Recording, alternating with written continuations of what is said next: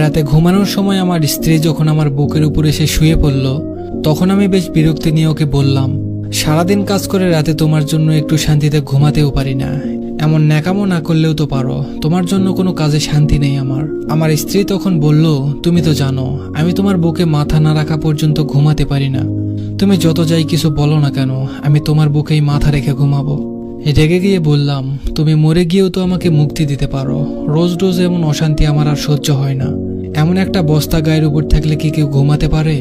মন খারাপ করে আমার স্ত্রী বলল, আমি তো শুধু রাতের বেলায় বুকে ঘুমাই, আর তো কখনো জ্বালাতন করি না। আমার মাথা ব্যথা করছে, একটু হাত বুলিয়ে দাও। এই কথাটা বলেই আমার হাতটা নিয়ে ওর কপালের উপর রাখলো। হাজারবার বলার পরেও, এমনকি গায়ে হাত তুলেও ওর এই স্বভাবটা আমি কোনোদিন পরিবর্তন করতে পারিনি। আপনারা নিশ্চয় ভাবছেন, আমার স্ত্রী আমার বুকের উপর ঘুমালে আমি কেন এত বিরক্ত হই। আসলে ওকে আমার এখন ভালো লাগে না। আমার অন্য একটা মেয়ের সাথে রিলেশন আছে, কিন্তু কিছুতেই মিতাকে বলতে পারি না। মিতা আমার স্ত্রীর নাম। এমন বেহায়া মেয়ে আমি খুব কম দেখেছি। ওর জন্য রাতে কণিকার সাথে তেমন কথা বলতে পারি না। ঘুমাতে এলে আমাকে ধরে রাখে, গায়ের সাথে মনে হয় খুব গরম কিছু লেগে আছে। মিতার কপালে হাত রেখে বুঝতে পারলাম ওর গা অস্বাভাবিকভাবে গরম, হয়তো জ্বর এসেছে। শীতের রাতে গরম কিছু কার না ভালো লাগে। আমি হাতটা ওর কপালের সাথে চেপে ধরে রাখলাম। ওর কিছু কষ্ট কমবে এই জন্য নয়, বরং এত সময় কম্বলের বাইরে রাখা হাতটা নিমেষেই গরম হবে সেই আশায়। সকাল 8টায় ঘুম ভেঙে দেখলাম মিতা আমার বুকের উপর ঘুমিয়ে আছে। গায়ে হাত দিয়ে বুঝলাম গা রাত থেকেই অনেক বেশি গরম হয়ে আছে। কয়েকবার ডাক দিলাম, কিন্তু কোনো সাড়া দিল না।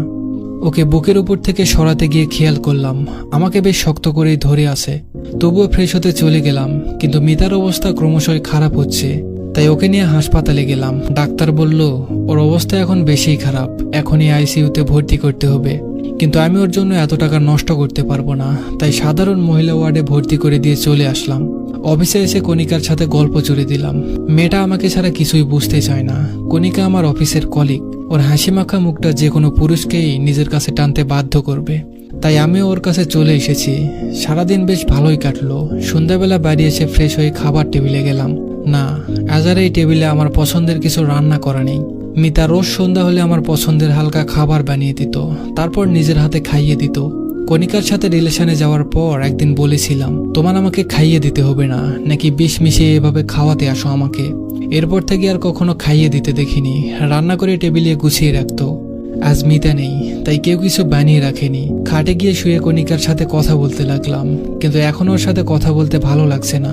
সারাদিন মিতার কোনো খোঁজ নেওয়া হয়নি। আচ্ছা, ওর কি জ্ঞান ফিরেছে, নাকি ও আর নেই? না না, আমি এসব ভাবছি কেন? আরও মারা গেলেই তো আমার আর কণিকার জন্য ভালো হয়, কিন্তু মনকে কিছুতেই শান্ত করতে পারছিলাম না। সাথে পেটও বুঝিয়ে দিচ্ছে তার খাবার চাই, কিন্তু এখন বাইরে যেতে ইচ্ছে করছে না। আর মনে বলে উঠলাম, মিতা, আজকে রাতে না খাইয়ে রাখবে নাকি? তুমি আসলেই কোনো কাজের না। দুপুরে টিফিনটাও দাওনি আজ। হঠাৎই খেয়াল আসলো মিতা তো হাসপাতালে ভর্তি। মেয়েটার আর কোনো খোঁজ কেন নিলাম না? সকালে একবার যেতে হবে হাসপাতালে, দেখি কেমন আছে। এখন ঘুমিয়ে পড়ি, কিন্তু শুয়ে কোনো শান্তি পাচ্ছি না, কিছুতেই ঘুম আসছে না। আজ মিতা নেই বলে কি এমন হচ্ছে? হয়তো বুকের উপর কেউ না থাকলে ঘুম আসে না। অভ্যাসটা খারাপ হয়ে গেছে। রাত যত বাড়ছে মিতার কথা তত বেশি মনে পড়ছে, সাথে ক্ষুধাটাও বেড়ে চলেছে। কিছু সময় এপাশ ওপাশ করলাম, কিন্তু ঘুমাতে পারলাম না। উঠে গিয়ে ফ্রিজ খুলে খাবার আছে কিনা দেখতে গেলাম। গিয়ে দেখলাম 2টা চিংড়ি মাছ আর কাল রাতের তরকারি রাখা, সাথে ভাতও আছে। খাবারগুলো নিয়ে টেবিলে খেতে বসলাম। হঠাৎ মনে পড়ল মিতা কাল রাতে খায়নি। আমি ওকে 4টা মাছ রান্না করতে দেখেছিলাম, ভালোই হয়েছে, এখন আমি খেতে পারবো। কিন্তু গলা দিয়ে নামছে না। আগে চিংড়ি মাছ রান্না হলে মিতা আমার পাশে এসে বসে থাকতো আর ম্যাও ম্যাও করে ডাকতো, মানে তাকে খাইয়ে দিতে হবে। চিংড়ি মাছ ওর সব থেকে পছন্দের খাবার ছিল। খাবারগুলো রেখে ঘরে চলে এলাম। হঠাৎ মনে হলো কেউ আমার বুকের উপরে এসে শুয়ে পড়েছে, কিন্তু না, কেউ নেই। মিতাকে খুব দেখতে ইচ্ছে করছিল। ফোনটা বের করলাম, কিন্তু এতে মিতার কোনো ছবি নেই। কণিকা সব ডিলিট করে দিয়েছিল। কিছু ভালো লাগছে না, তাই বাইক নিয়ে হাসপাতালের দিকে রওনা দিলাম ওকে দেখে আসবো বলে। কিন্তু হাসপাতালে গিয়ে জানতে পারলাম এত রাতে মহিলা ওয়ার্ডে কোনো ছেলেকে ঢুকতে দিবে না। কিছু করার নেই বলে ডাক্তারের কাছে ওর খোঁজ নিতে গেলাম। ডাক্তারকে বললাম সকালে যে মেয়েটাকে ভর্তি করানো হয়েছিল তার কি অবস্থা। ডাক্তার বলল ওনার অবস্থা খুব খারাপ, শরীর কোনো রেসপন্স করছে না, স্যালাইনও টানতে পারছে না শরীর। আইসিইউতে না রাখলে যে কোনো সময় খারাপ কিছু হতে পারে। বললাম তাহলে তাড়াতাড়ি আইসিইউতে রাখার ব্যবস্থা করুন। ডাক্তার বলল এখন আইসিইউতে কোনো সিট খালি নেই, আপনাকে অন্য কোথাও দেখতে হবে। একটা সিট খালি ছিল যা বিকেলে বুক হয়ে গেছে। ডাক্তারকে কিছু না বলে চলে এলাম সেখান থেকে। শহরে আর কোনো ভালো হাসপাতাল নেই, বাইরে নিতে গেলে এখন অনেক সময় লাগবে আর অনেক টাকা খরচ হবে। বাড়ি ফিরে এলাম, কিন্তু বাড়ি ফিরলে মিতাকে বেশি মনে পড়তে থাকলো। কণিকার জন্মদিনে আমার কাছে টাকা ছিল না, অনেক চিন্তায় ছিলাম। তখন মিতা ওর গলার চেন আর নগদ 10,000 টাকা দিয়ে বলেছিল, আমার কাছে এত টাকা নেই, তোমার তো 20,000 টাকার দরকার, এতে হয়তো হয়ে যাবে, তুমি চিন্তা করো না। ওর দিকে এক পলক তাকিয়েছিলাম, ও মুচকি হেসে বলেছিল, তুমি চিন্তায় থাকলে আমার কষ্ট হয় অনেক, আমার এগুলো লাগবে না, তুমি নিয়ে নাও। চেনটা ওর মায়ের দেওয়া বলে ওটা আর বিক্রি করিনি, কণিকাকে দিয়ে দিয়েছিলাম। চোখের কোণে মনে হলো পানি জমা হচ্ছে। আজ অনেকদিন পর মিতার সাথে কাটানো সকল মুহূর্তের কথা মনে পড়ছে। আমাদের ভালোবাসার তো কোনো কমতি ছিল না, তাহলে কেন এত দূরত্ব তৈরি হলো আমাদের ভিতর? মিতা আমাকে নিজের সবটা দিয়ে আগলে রেখেছিল, তাহলে আমি কেন মিতাকে কষ্ট দিলাম? অফিস থেকে ফিরতে মিতা আমাকে রোজ জড়িয়ে ধরতো। একদিন ওকে বললাম, ছেলেদের শরীর লাগলে ব্যবসা করো, কিন্তু আমাকে এত বিরক্ত করো না। সেদিনের পর থেকে মিতা আর আমাকে জড়িয়ে ধরতো না। শুধু রাতে আমার বুকে ঘুমানোটাই পরিবর্তন করতে পারেনি, ওর নাকি আমার বুকে না ঘুমালে ঘুম আসে না। আমিও একসময় ওকে বলতাম, তুমি আমার বুকে না ঘুমালে আমার ঘুম আসে না। আজ বুঝতে পারছি কথাটা আমি মিথ্যা বলতাম না। রাত 3টা বেজে গেল, এখন আমি ঘুমাতে পারিনি। সকাল হতেই হাসপাতালে চলে গেলাম। আজকে মিতাকে আইসিইউতে রাখবো, এখানে না হলে অন্য কোথাও। মিতাকে ছাড়া আমি এক রাতও থাকতে পারি না। আমার করা সব কাজের জন্য মাপ চাইবো, আর কষ্ট দিব না ওকে। হাসপাতালে গিয়ে জানতে পারলাম কাল রাতে একটা মেয়ে মারা গেছে। না, এটা মিতা হতে পারে না।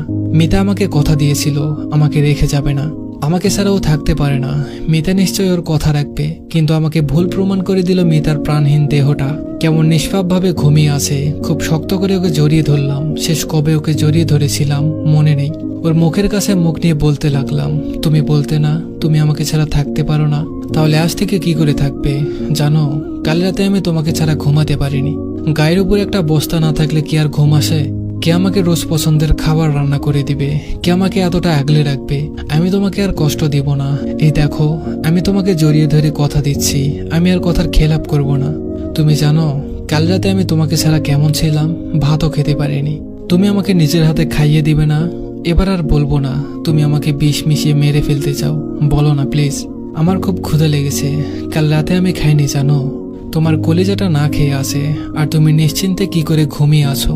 আগে যেমন প্রতি রাতে আমার বুকে ওর চোখের পানিতে ভিজে যেত, আমি যেমন কিছু বলতাম না, ওর চোখ মুছে দিতাম না। আজ আমার চোখের পানিতে ওর বুক ভিজে যাচ্ছে, কিন্তু ও চুপ করে ঘুমিয়ে আছে। সত্যিই কি আমি আর ওকে ফিরে পাবো না? বাস্তবতা আর কল্পনা নিয়ে গল্পটা লেখা হয়েছে। দয়া করে কেউ খারাপ কমেন্ট করবেন না। যদি গল্পটা ভালো লাগে চ্যানেলটা সাবস্ক্রাইব আর পেজটা ফলো করে দিবেন। ধন্যবাদ সবাইকে।